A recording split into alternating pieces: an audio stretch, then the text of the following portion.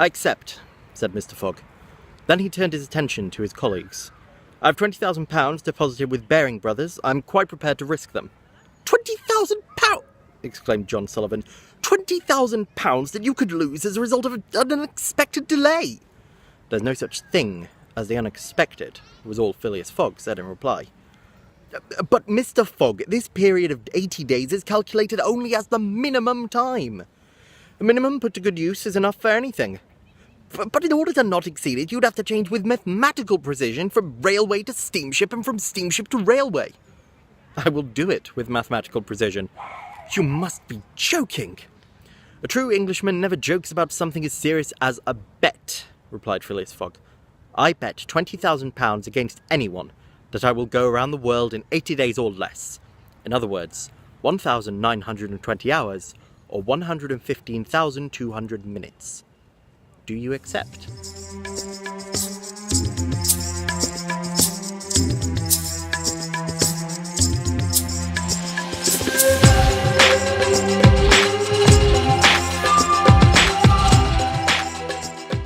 I finished playing 80 Days relatively recently, so I felt it was time for another post-game reading, and of course I had to pick the book that game was based on, Around the World in 80 Days by Jules Verne, and translated by Michael Glencross. The plot of the story is pretty simple. This guy called Phileas Fogg decides to make a ridiculous bet to a bunch of his friends at his club that he can go around the world in 80 days, and then he tries to get around the world in 80 days. One thing I found a little bit difficult about it, especially at the very start when Verne is describing Fogg, there's a lot of comparisons and a lot of references to people I just don't know, and I think they're either contemporary poets and philosophers or from 100 years ago who have sort of fallen out of public knowledge at this point. But like I said, it was written in the 1800s. An 1800s reader would get them. On the flip side, there's stuff that's described because an 1800s reader wouldn't get them, and I found that really funny. Very early on, he talks about ice that's been imported to England all the way from North America. Later on, when they're in India, Verne has to describe what a banana is. In addition to that, he also had a lot of exposition on the various countries and the various kinds of transport. And it's all written in present tense, and most of it isn't true anymore. It's dated, but it has held up well. It still kept my interest. Throughout it, he's also written in a load of historical anecdotes, references to poetry and literature. There's even like a couple of astronomical facts at one point, and I'm fairly sure he's just trying to show off. One of the main reasons I liked it, it's funny. I don't expect books from like the 1800s, 1700s to be funny. Even if they're supposed to be comedic, I generally assume I'm not going to get the humour. There's one part in America where these two characters are about to have a duel over honour or something.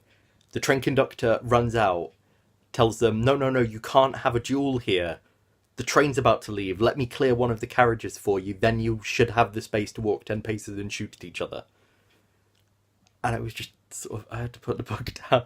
That was just such a ridiculous image. The chapter titles alone, some of them are great. Chapter 7, which proves once again that passports serve no useful purpose in police matters. Chapter 8, in which Passepartout talks perhaps rather more than he should have. Chapter 10, in which Passepartout is only too pleased to get away with losing just a shoe. Chapter 14, in which Phileas Fogg travels the whole length of the wonderful Valley of the Ganges without thinking it worth a look. Chapter 16, where Fix appears to have no knowledge at all of what he's being told.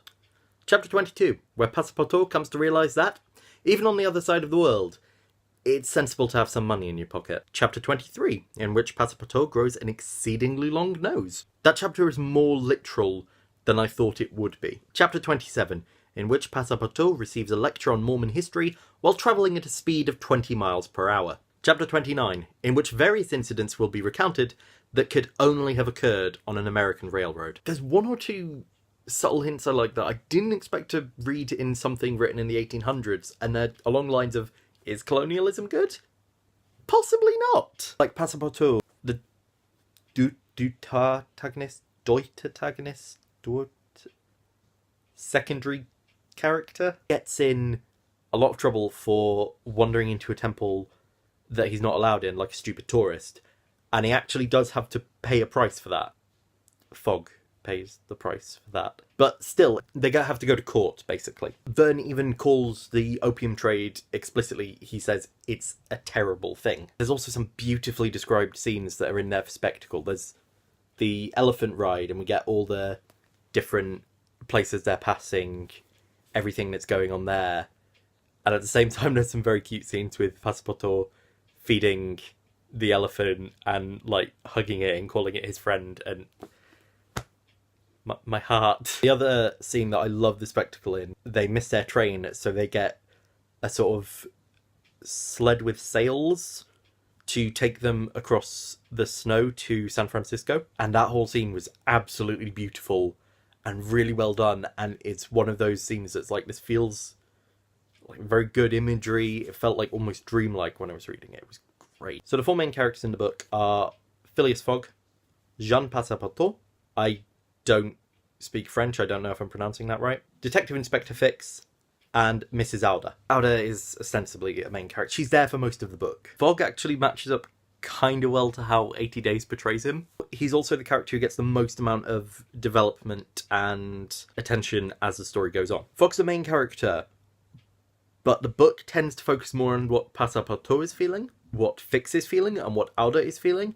And we don't really hear about Fogg's emotions until very late. The first thing we do hear about him is he's fired his previous servant for making his water too hot. So we've got that sort of, I can't think of another word for it other than dickishness. And in addition to the dickishness, we also see him giving money out to charities, and anything he wins from gambling, he does give to other people a lot of the time. One of the things that motivates his trip around the world isn't the money he'll get from it, it's to prove he can. Later on, he makes another deal to come back and settle a dispute with someone in 6 months after he gets back to England. And he's really annoyed that the person doesn't believe him and thinks he's just going to run off. The major difference from the game is Fogg is the one planning the trip, not Passepartout, as it is in the game. And he's meticulous. We find out at one point he's even factored in time for error in case something goes wrong, which implies that he looked at the thing that said, you can go around the world now in 80 days, this is how, and basically went, no, that's wrong, you can go around a lot quicker if you're better at it. The other thing is he's able to adapt his plans on the fly. One thing that happens fairly early in the book is Fogg, Passepartout, and the two people they're travelling across India with see Alda and see that she's about to be burnt alive by a cult and basically rescue her. And at the end of the rescue, Fogg implies, yeah, well, I'm only doing this because we had time to spare. He doesn't joke a lot, so it seems like it's very serious. And he's genuinely saying, well, if I didn't have time, we would have left her, sorry. That's very different to how he is later, and I don't know if it's character development or just him being very bad at being funny. Later on, he has to save another person, and he fully believes that doing this will take him too far off schedule. And he basically decides, no, yeah, I've got to do it. I can't live with myself if I don't. It's a nice bit of development. If it is development, I'm sort of thinking that he might just be, even if he didn't have the time, he would have gone and saved Alda because it's the right thing to do. Like I said, we don't see him display any emotion until near the end of the book. The first hint we get is describing him as being delighted to play his favourite card game again while they're on the train to America. In the very last stretch, he does punch someone out of anger, but it's described as being sort of mechanical. It doesn't feel like you messed up, boom. It feels like you inconvenienced me. Now we're even. Like, at the very end of the book, we do see him, like, with tears in his eyes, and we do see him declaring that I am happier than I've ever been because of this thing. But it's not a major thing throughout the book. For the vast majority of the book, he remains cool and unflappable, and Passepartout is the one having all the emotions and all the frantic panics that I have when I travel. Fogg and Passepartout are polar opposites when it comes to travelling, and I will describe what I mean with Passepartout in the next bit. I actually taken notes. Fogg has read up on a lot of stuff, and he seems to feel that because he knows what it is, because he's looked at pictures, because he's heard tales, he doesn't have to look at any of them. I was honestly expecting some sort of plot relevant thing of him going like, oh, I've read all about it, but I've never seen it this up close, because that is something we get in the game when they go to Greece. But we didn't, which honestly upset me a bit. Fogg is kind of a boring character to me. I didn't really like him. I especially didn't like that he solves literally every single problem with huge amounts of money. That got really dull after the second time they do it. So, Passepartout, I love him. He is my baby. He's been a firefighter. He's been an acrobat. He's been everything under the sun. And all he wants is a quiet life. All he wants is to just be a servant for this dude who, from what he's been told, doesn't even leave his house most days. And as you'd expect, his whole description of like, I was an acrobat, I was a firefighter, I was in many, many dangerous jobs, all of that comes into play. He has to rescue someone from a fire at one point. At one point he has to join a circus to get money. You feel really bad for him. He's taken along with it at first. He doesn't really believe that Fogg is going to go all the way around the world. He's in total denial about it up until the point they're leaving India, and he realizes, oh. One of Passepartout's main things that I found hilarious is he's more anxious to get around the world than Fogg, because he left the gas on there just as he's on the train, and he realizes, oh no. Like I said, he's the polar opposite of Fogg when it comes to being a tourist. Passepartout wants to experience everything firsthand, but he's not got foreknowledge about it. I think I mentioned he gets into a lot of trouble blundering into a temple. Fix is my favourite character, even though he does a really dickish thing. I mean, dickish is an understatement. He drugs a guy and leaves him there, kind of just hoping he'll get out okay. Essentially, Fix is a police inspector who suspects Fogg of having robbed a bank and is now going around the world to clear the police off his tail. So he starts off trying to delay Fogg in British territories, Calcutta and most of India actually, and Hong Kong. Then he sort of decides, hang on, it's more in my interest if I help this guy get around the world, and then I can arrest him when we're back in Britain. He doesn't actually interact with Fogg until halfway through the book. He's just sort of in the background and he's mostly talking to Passepartout. At first, Passepartout actually thinks Fix is a private detective hired by the people who made the bet with Fogg. And there's this fantastic two-way conversation, which is Passepartout saying, I know you're a private detective. It's fine. I know. And Fix interpreting the conversation as, oh shit, he's figured out I'm a policeman. Is he going to tell his master? And then he does properly reveal himself to Passepartout at one point. And it's actually quite a tense scene. Fix basically says, don't tell your boss. He's a wanted criminal. I'm going to help him get around the world, and then I'm going to arrest him. And you're going to help me. Passepartout gets stuck in 2 points. He doesn't want to break the law, but he believes Fogg didn't commit any crimes.